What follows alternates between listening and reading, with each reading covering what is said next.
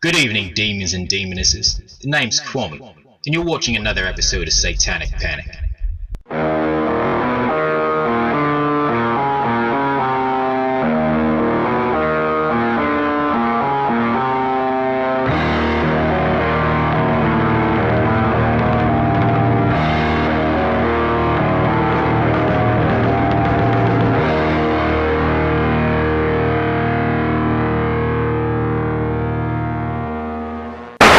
I'm back, demons and demonesses. Sorry I stayed away for so long. Shoot, with all the stress and anxiety, I need to take some time off. Enjoy the glorious summer days, which unfortunately has ended. Been spending the time with my daughter, playing, working, and yes, of course, gaming. It's been a while since I've gamed. My controllers and remotes were starting to collect dust. I have a lot of catching up to do before I start playing Kingdom Hearts 3. Well, to get back on topic, back in July, the members of Vivisect invited me to another one of their shows at the Championship Bar. Like I said, if you've seen some of my previous reviews, you would know that I freaking love Champions Bar, one of my favorite bars in Trenton. And also, they gave me this new shirt. It's kind of nice, isn't it? Well, while I was there, I got to hear quite a few interesting bands, many of which I plan on reviewing. Like I said, I'm kind of behind, but I can catch up. And the one I want to speak about today is a death metal band. It has very, I guess you could say, interesting lyrical content. Lyrics that I can relate to. Now, as soon as I heard this first song, I definitely had to make sure I put this band on my to-do list as a priority. Being that, bands like this are quite a rarity.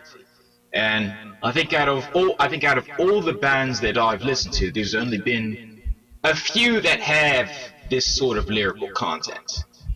And the name of the band that I want to talk to you guys about today is called Inoculation.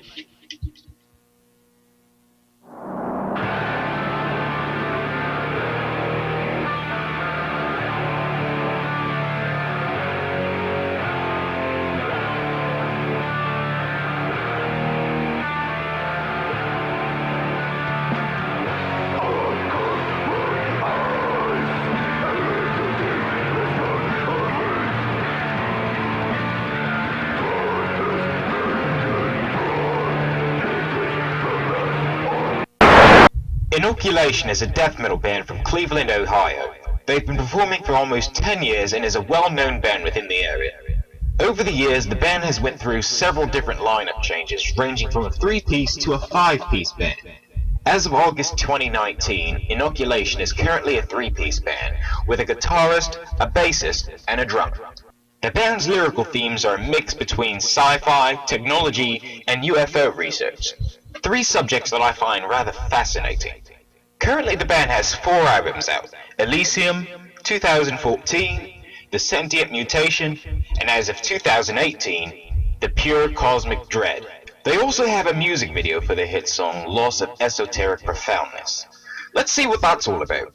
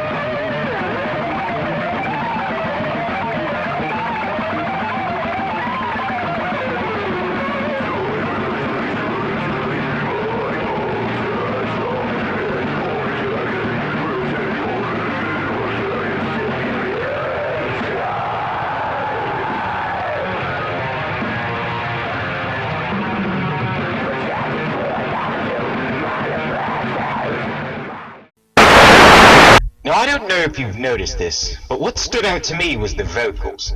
Inoculation has two lead singers, which I find really creative. You know, I mean, it's not too often that I see a band with two singers, alternating between verses.